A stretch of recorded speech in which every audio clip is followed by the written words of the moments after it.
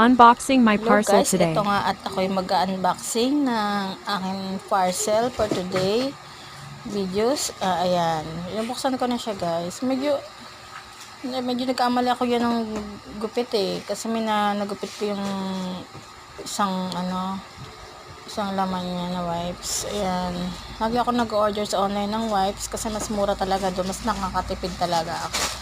Ayan, lalo na pag may babies ka talaga sa bahay. Ayan, nagupit ko yung isa. Pero okay lang, magagamit naman yan. Yan.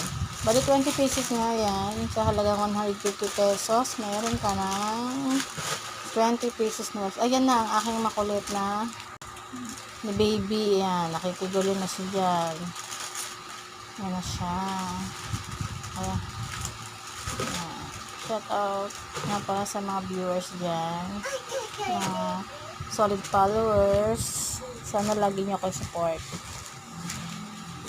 Yan. Yung isa naman. Ito, mura lang din siya sa TikTok shop. Yan. Unbox ko na siya. Mga mare, yan talaga. Sulit na sulit talaga. Lalo na sa mga may tindahan. Ito yung pwede talaga siya. Ayan. Tatong klase na siya ng Lucky Me instant noodles. Meron ng spicy labuyo beef.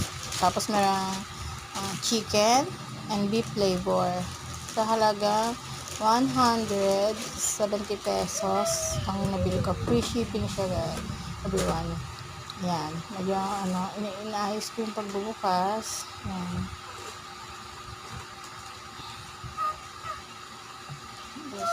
Isang shop lang guys yung in-orderan ko yan.